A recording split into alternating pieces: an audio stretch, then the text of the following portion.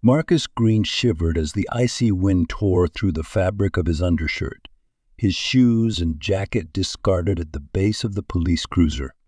Officer Derek Hayes, his flashlight shining directly into Marcus's eyes, chuckled darkly. "How does a guy like you afford a car like this?" Hayes sneered, circling Marcus like a predator. "What, you a drug dealer or something?" Officer Bradley Cole leaned against the cruiser, holding up his phone as he filmed. "Let's give the internet a show," Cole grinned, zooming in on Marcus's face. "Here we have a suspicious black man caught late at night in a fancy car. What do you think, Hayes? Think he stole it?" The word stung, but Marcus clenched his jaw, refusing to let his humiliation show. Hayes stepped closer, his smirk deepening. "You're easy to spot in the snow," he said, the mockery thick in his voice. "Sticks out, doesn't it?" The humiliation Marcus felt was almost unbearable, yet he remained still, his breath visible in the freezing air. He knew better than to retaliate. Every move he made would be twisted against him. Cole chuckled, glancing at his phone. "Come on, man. Give us something for the camera. Shiver a little harder, maybe beg a bit." Marcus met their eyes, his dignity bruised but intact. "You've got your fun," he said through gritted teeth, his voice steady despite the cold. "Now let me go." But Hayes wasn't finished. "Not so fast," he said, leaning in close. "We've got procedures, don't we, Cole? Gotta make sure this guy isn't hiding anything. Take a walk, stretch those legs, barefoot. Might help you cool off." As Marcus stood on the icy asphalt, the sting of cold biting at his feet, his mind raced. These men weren't just abusing their power. They were reveling in their ability to degrade him. The cold was relentless, but Marcus's resolve burned. They wouldn't break him. The video of Marcus's ordeal hit social media like a storm. The footage, shaky but clear, showed his humiliation in excruciating detail.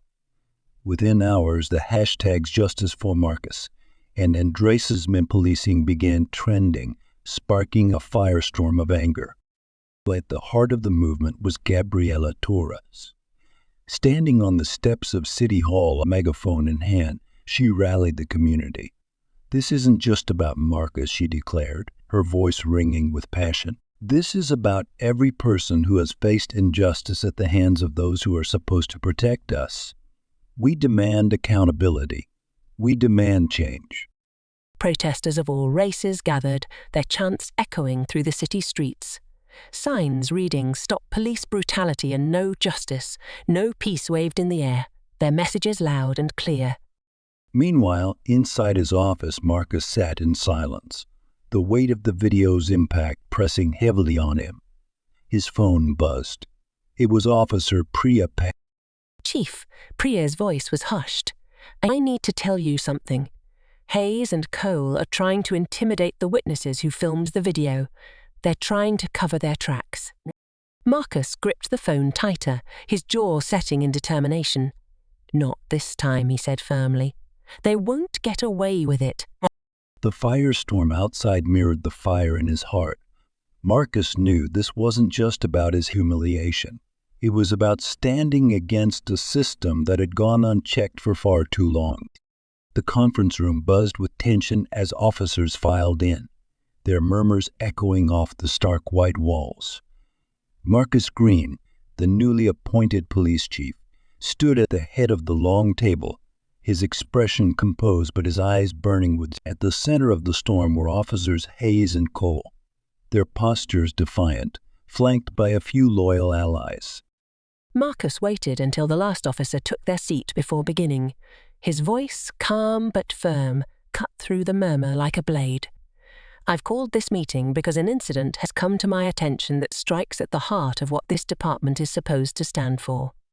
Hayes leaned back in his chair, smirking. "We all know why we're here, Chief. Let's not waste time pretending." Marcus's jaw tightened, but he pressed on. "A video has surfaced," he said, locking eyes with Hayes, showing two of our officers, two men who swore to serve and protect, humiliating and degrading a man for their own amusement. Hayes's smirk faded slightly, but he recovered quickly. "If you're talking about that video," he said, his tone dripping with mock innocence, "it's being blown out of proportion. Just routine procedure, Chief." "Routine?" Marcus snapped, his voice rising slightly. "Forcing someone to strip in freezing temperatures and do push-ups while mocking their race. If that's routine, then this department is in worse shape than I thought." Cole, seated next to Hayes, interjected, his tone smug. "Come on, Chief. Don't pull the race card. It's not about race, it's about enforcing the law." The room fell silent as all eyes turned to Marcus. He took a step forward, his gaze piercing through Cole. "This isn't about race," Marcus said, his voice low but resonant. "It's about humanity, something you've clearly forgotten in that badge." The words hung in the air, heavy and yielding. For a moment, even Hayes looked taken aback. The room remained tense, the officers' faces a mixture of discomfort and defiance. Marcus continued, his tone unwavering. "The badge you wear is a symbol of trust, a commitment to justice, not a shield for your biases or a weapon to oppress. That behavior has no place in this department. And if you think otherwise, you're well." The silence in the room was deafening, but the weight of Marcus's words was undeniable. Later that evening, Officer Priya Patel knocked softly on Marcus's office door. Her face was pale, her usual composed demeanor replaced by a rare unease. "Chief," she began, stepping inside, "I need to talk to you. It's about Wilson and his group." Marcus gestured for her to sit, his brow furrowed. "What is it, Priya?" She hesitated before speaking, her voice low. "They're planning something. Wilson's been rallying officers, saying you're dividing the department. He's using the Garrett and Cole suspensions as proof." Marcus's face hardened. "What kind of plans?" Priya glanced toward the door as if ensuring they were alone. "I've overheard them talking about falsifying reports and intentionally mishandling calls in minority neighborhoods. They want to create chaos, to make it look like your policies are failing." The words hit Marcus like a punch to the gut, but he masked his shock with steely resolve. "Thank you for bringing this to me," he said, his tone measured. "This confirms what I suspected." "Chief," Priya said, her voice wavering slightly, "you need to be careful. They're angry, and they feel cornered. I don't think they'll stop at just sabotage." Marcus nodded, the weight of her words settling over him. "I know, but I won't back down. This isn't just about reforming this department. It's about proving that accountability and justice aren't negotiable." Priya looked at him, a flicker of admiration crossing her face. "I'm with you, Chief. Whatever you need." Marcus offered her a small, grateful nod. "Then let's make sure they understand that this department will stand for something better, no matter how hard they try to fight it." The tension in the department was at its peak when Marcus Green received Priya Patel's urgent call. Her voice, calm but firm, carried a sense of urgency. "I've got something," Priya said, her words sharp and measured. "You need to see it." Marcus met Priya in her office, where she played the body camera footage. The room was silent except for the audio of Sergeant Wilson and his group. Their voices dripped with venomous contempt as they mocked Marcus's reforms and boasted about an upcoming staged incident. "Let's show this new chief who's really in charge," Wilson sneered in the video. "We'll let him feel like he's winning, then pull the rug out from under." Hayes chimed in, his tone laced with malice. "He's just another suit. Give it a week and we'll remind him where people like him belong." Priya paused the video, the screen frozen on Wilson's smirking face. Marcus's jaw tightened. This wasn't just defiance. It was a deliberate attempt to sabotage everything he'd worked to build. That evening, Marcus called an emergency meeting. The department's leadership gathered in the main hall, the tension palpable. Officers whispered among themselves, exchanging uneasy glances. Priya stood at Marcus's side, her expression restless. Marcus stepped forward, his voice ringing out with authority. This department was built to serve the community, not to undermine it. But some among us have forgotten that duty. He turned to the screen, where the damning footage began to play. Gasps rippled through the room as Wilson's plan unfolded. The racial slurs, the blatant disregard for justice. It was all there, undeniable. Wilson shot to his feet, his face red with fury. "This is a witch hunt," he bellowed. "You're trying to destroy everything we've built." Marcus's gaze was icy. "What you've built is a culture of intimidation and abuse." He turned to the rest of the officers. "Effective immediately, Sergeant Wilson, Officer Hayes, and Officer Cole are suspended pending investigation.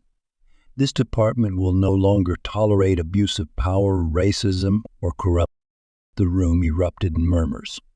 Wilson's supporters looked stunned, while others exchanged approving nods. For the first time, Marcus felt the tide turning. In the weeks that followed, Marcus introduced mandatory racial sensitivity training. Officers were required to attend workshops led by community leaders like Gabriela Torres, who shared personal stories of injustice and resilience.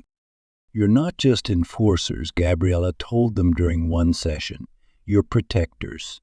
And to protect, you have to understand the people you serve." Priya Patel became Marcus's closest ally, stepping into a leadership role within the department. Her calm but firm demeanor inspired trust, and she worked tirelessly to mend the fractured relationships between officers and the community. One afternoon, Priya approached Marcus with a rare smile. "Complaints are down," she said. "People are..." The culmination of their efforts came during a community-wide celebration. The town square buzzed with life as families gathered, their faces lit with hope. Gabriela took the stage, her voice steady and passionate. "Today we celebrate not just change, but accountability," she declared. "And we thank Marcus Green for leading us toward a brighter future." When it was Marcus's turn to speak, he looked out at the crowd, his voice filled with quiet resolve. "This isn't just about one man or one department. It's about a commitment to justice, to respect, and to each other. And I promise you, this is..." The crowd erupted in applause, a symbol of unity and hope. For the first time, Marcus felt the weight of his battle lifting, replaced by a renewed determination to fight for equality and justice.